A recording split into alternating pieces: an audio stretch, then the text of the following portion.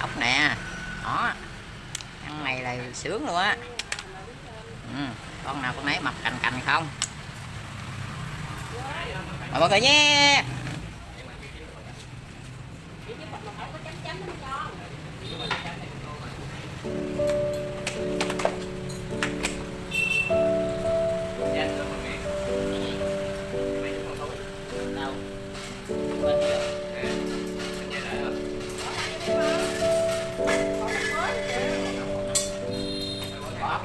Bỏ lên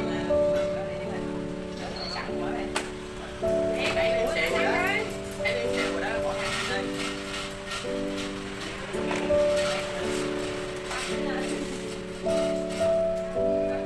Ở đây không thấy đèn chắc biết ở trên này vậy.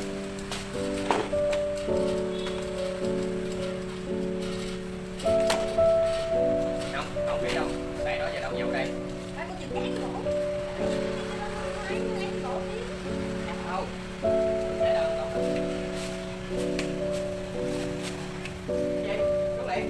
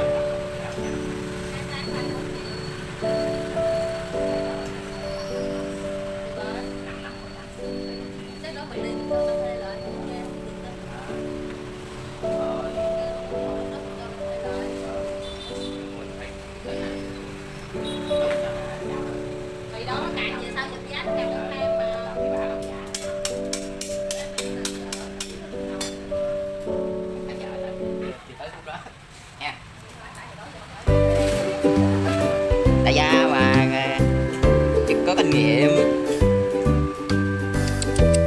Ngon quá Tiến ơi, ngon quá Trần Đề ơi.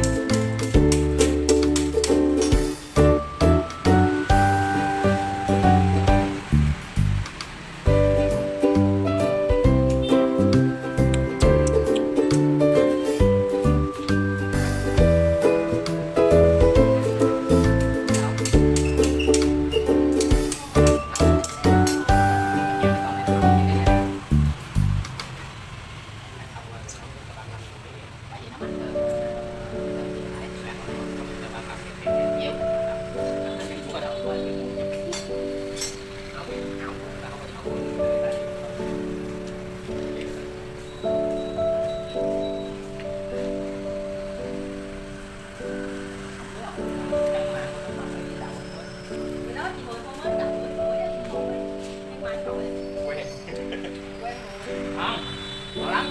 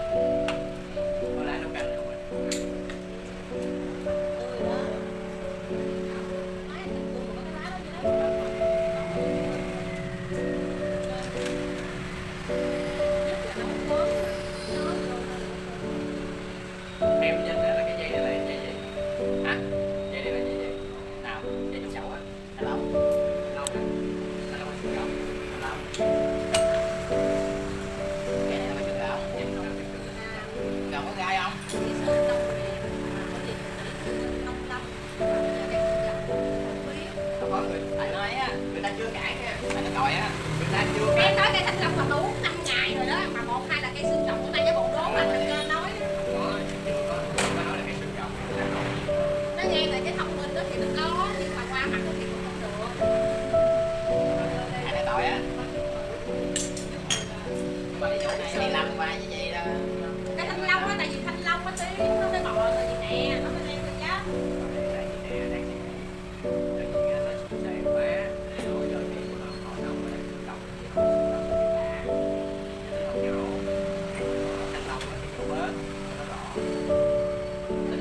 Thanh long đó, cái này thì vô đất vô bờ uống trái ăn. Nếu là thành công làm đất dầu bớt bỏ, còn mà xương rồng thì người ta là để luôn. Đấy, để nguyên uống trái ăn. Để đi bỏ chi, cái này không trái nổi đâu. Đó, em nói là cái đó gì đi. Cái đó là nó nhiều quá, cho nên là nhiều bớt á, chứ không phải là nữa. Nhưng mà đừng ghét cái cây cầm ở giữa chỗ chỗ thứ á, cái lấy một cái nhánh nào mà mặt á, cái lấy dây nẹp á. Còn nếu bò dây, bò là trồng chơi, còn nếu mà trồng có trái là nẹp. Bò vẫn muốn ăn từ. Bữa mốt đó là nẹp bò.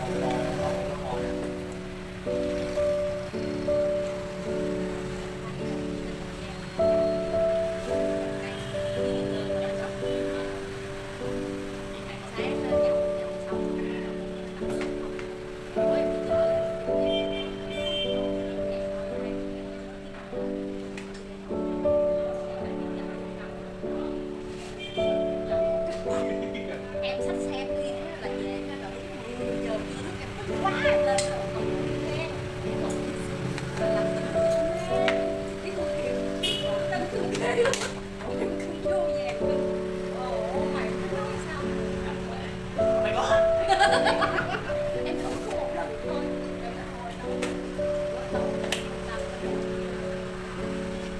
thôi đi từ bạn đi từ bạn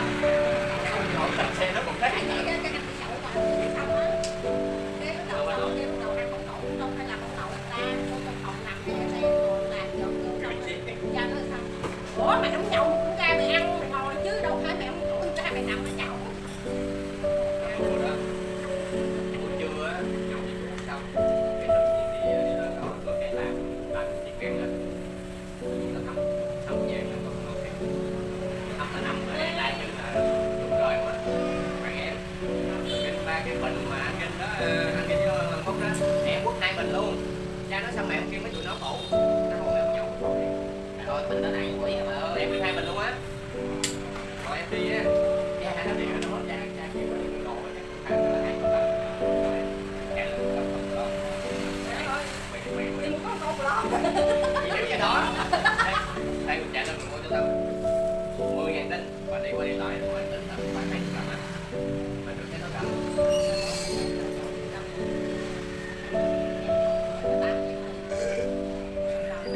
đây người ta kia bây giờ là phải lấy tiền, người ta kia phải lấy tiền Thì sợ lương không, nhưng mà giờ đó là người ta tặng giờ lại tháng tháng không ăn đi em đồ cho ăn đi em ủi còn đủ đâu không được đâu em còn làm cả cũng không nha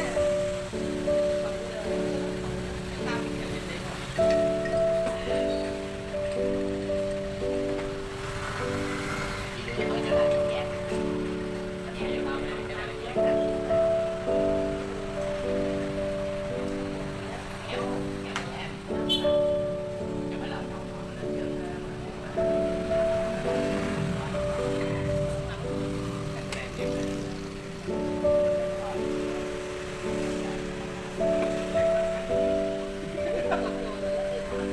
Đủ về trường chưa? Vậy mày nó không đã. Em sao?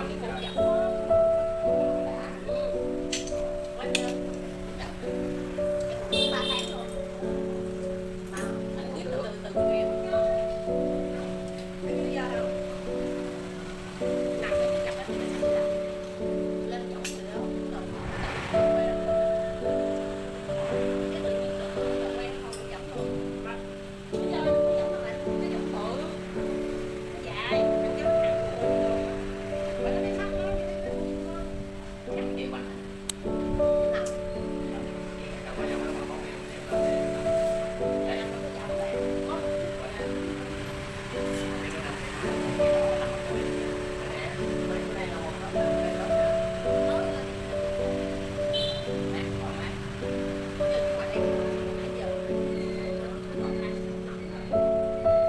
Giờ dưới hơi nó bị bí. Ở dưới mà nhầm khi nước bữa trên nước có mấy con chim cung vậy đó. Trời ơi, tao nó nói đi cái là nó bết ở trên đâu. anh em mua Nhiều người có ta đi gọi gọi là lên phải mà. xong thối vậy. Đâu có biết không biết. Rồi nó khô quá đúng không? Phải không? Alo. 2 tiếng rồi à? 2 tiếng rồi em không thấy. Chưa tao về. Alo. Anh nghe không? Hỏi anh về chưa?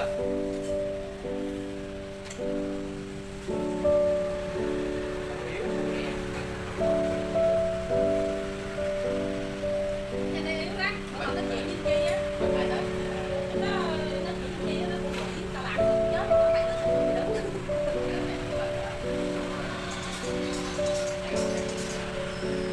Alo. Không có yếu à. Anh về chưa? Không mấy phút nữa qua. Ủa chị Giang còn 15 phút nữa không uống nãy giờ. Ê, Giang ơi! Muốn xanh nữa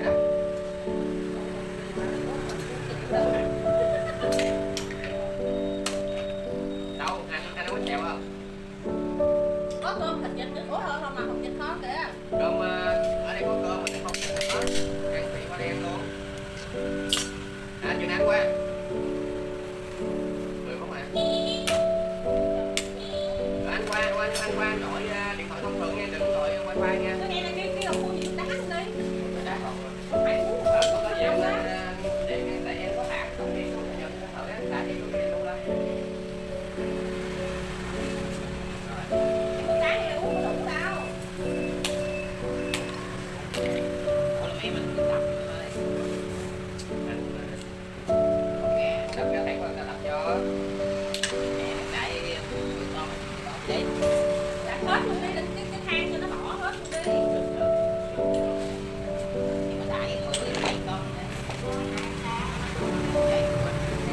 Thôi để em lát xuống đi, tao thấy chưa? Rồi để thay đồ luôn, đi đi. Rồi đi.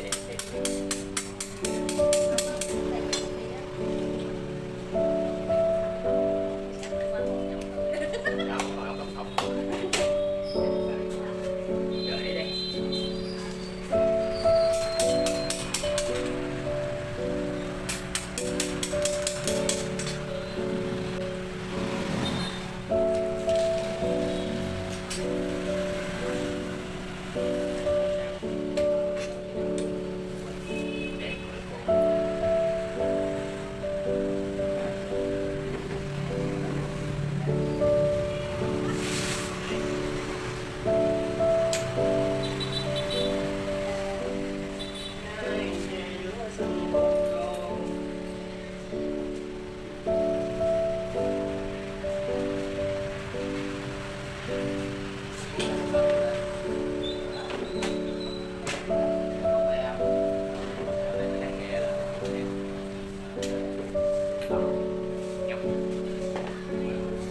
sao trong cái món ăn của mình đó không làm mà không nấu với nghệ? Nấu mà lại nghệ nấu. Nấu đi, mua cá rồi về nấu nghệ cho ăn. Anh nấu mấy món nghệ ngon lắm á. Dứt. Ngon.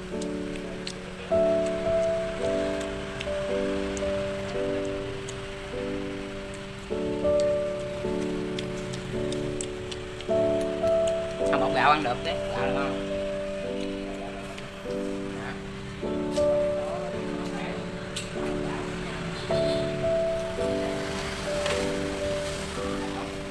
Con ở trong đó.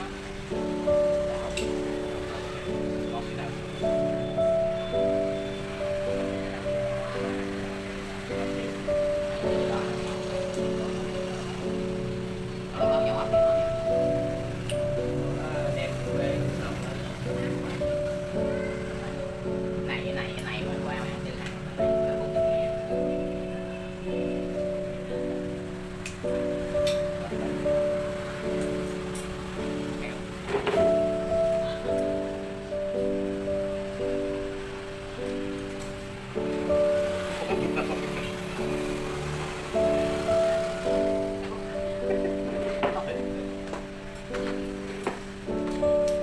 Nhớ ngày xưa chơi mà chơi cái nhà chổi không?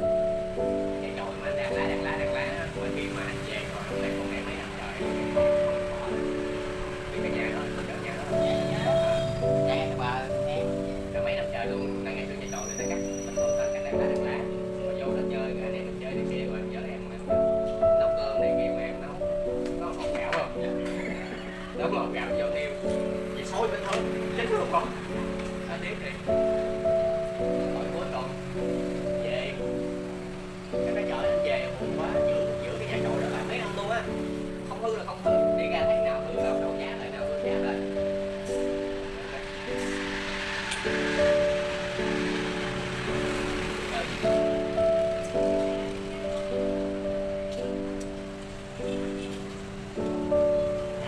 ở đây bà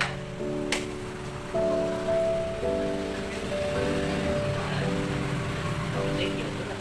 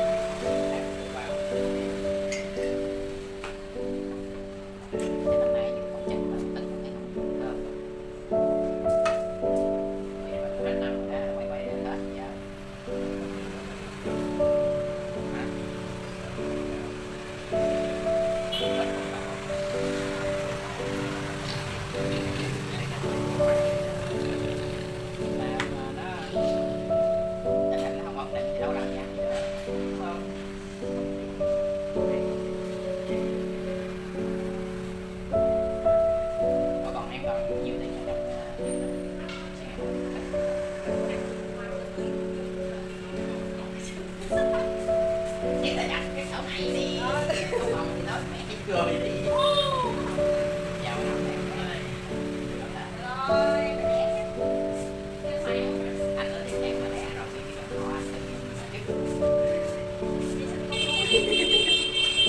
nhà anh rất là thương mình nhà con cháu nha thấy không nhà anh biết bao nhiêu người mà có mấy cái cháu đó ba cái cháu bốn đứa à đang hỏi đặng khỏi nó đi nữa. trời ơi không không phải đứng cái này treo này của mình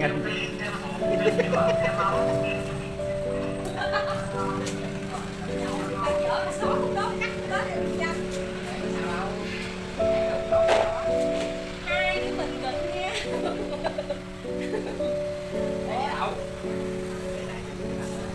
giờ Đó, đẹp.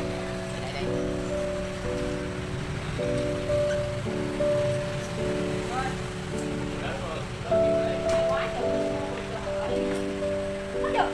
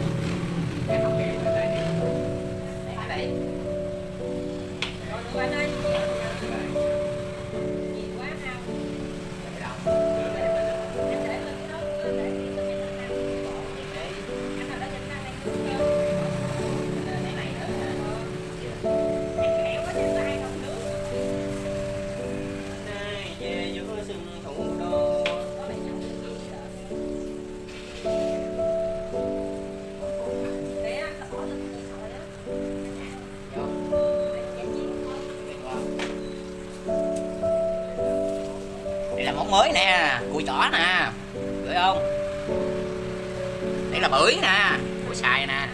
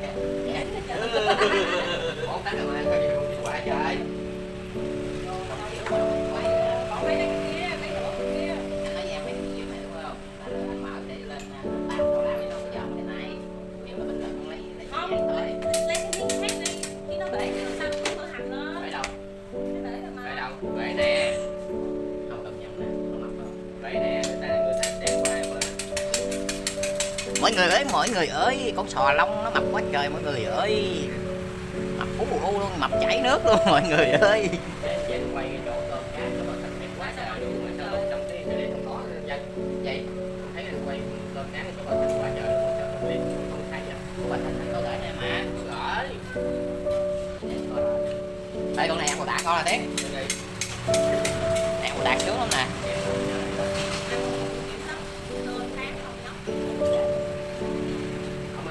Mà nó mập thiệt á chứ. Đây lên ăn à.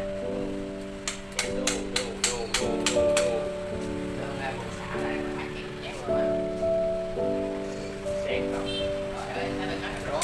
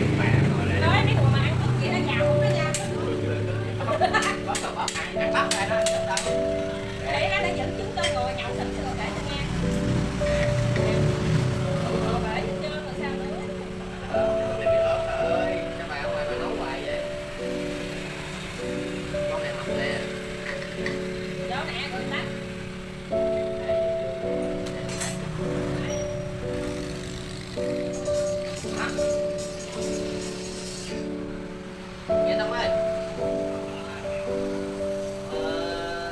Nước đá không có nước đá. Đá ơi. 5.000 nước đá. Chắc thiếu 5.000 nước đá, còn anh muốn uống tới 12 giờ thì nó khuya khuya. Hả? Đồng lắm ở bên em bè bộ súp cô. 3 cái bánh xe mà Nhưng mà ở trong nhà không à, qua qua chơi, thấy gì đâu.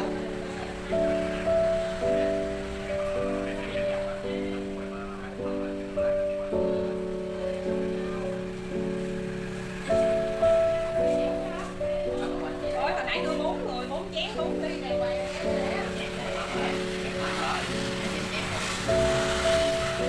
chén một bữa là con ăn gì đó đây. Đúng không anh Đen? Đúng không hả?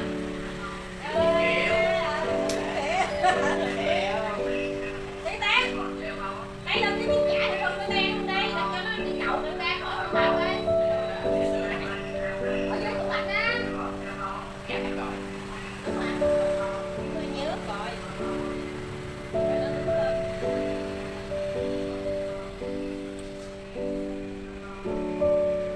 Cái nó lên ha.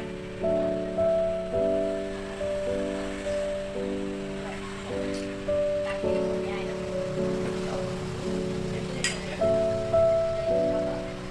Đặt có xe đi ta tiếp kêu. Hai cha nói thôi. Chắc vô bắt nữa lại quá. Để đâu đi sửa này rồi, tao leo qua leo vô bà. Đi về đi. Ờ, Đi về đó. nó leo mà được mà.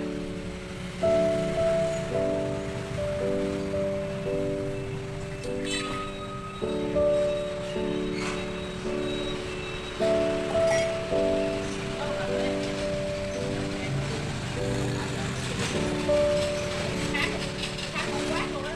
Rồi cái canh đó là không làm nhọc lắm á. Không biết thì em đâu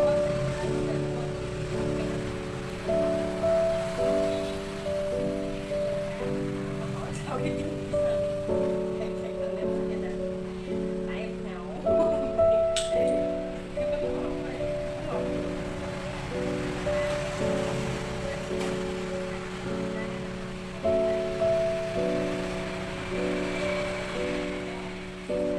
Bác sĩ nói gì?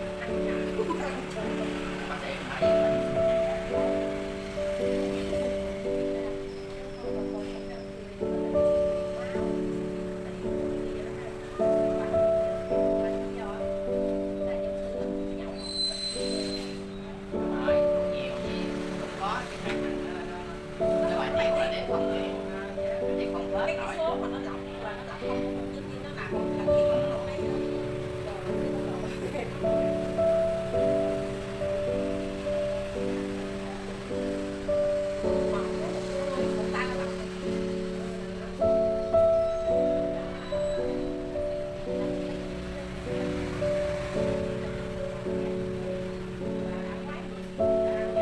Ôi, không chuối á.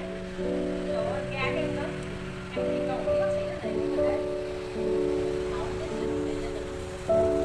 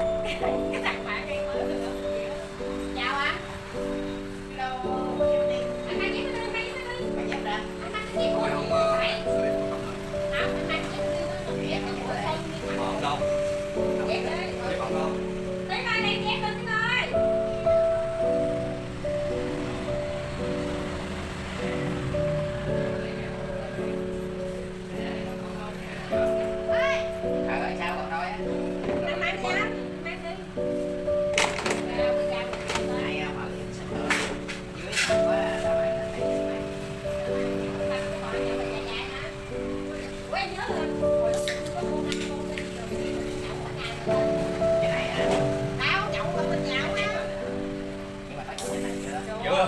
Lần đầu tiên. Chơi nó là đúng hành mà thấy không sao. Giờ cũng ra cũng lấy sức của đen.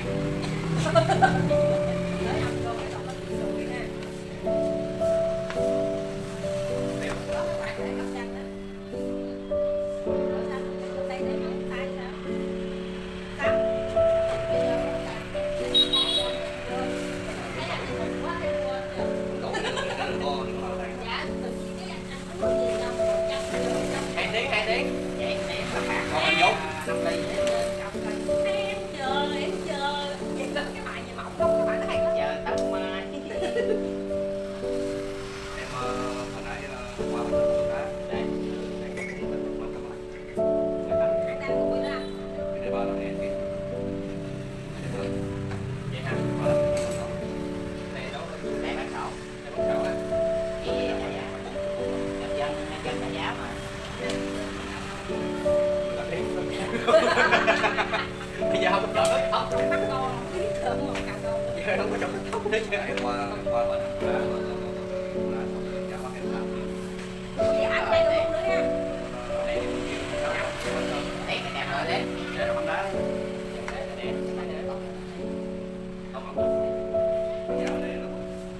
gì đấy quỷ nó nào đấy không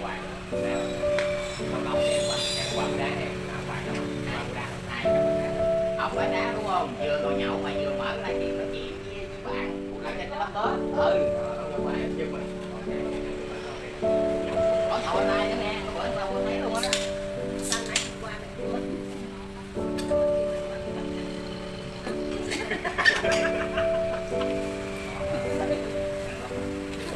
Anh phải chấm khô lại nha, chấm cái này anh chịu nổi là chấm không cái phải này đây. cái kêu là nước mắm mà xuống em nhà không bằng Em hết phải nước trà nóng sáng thì vợ quên thì không cha đây phải có 5 gram sữa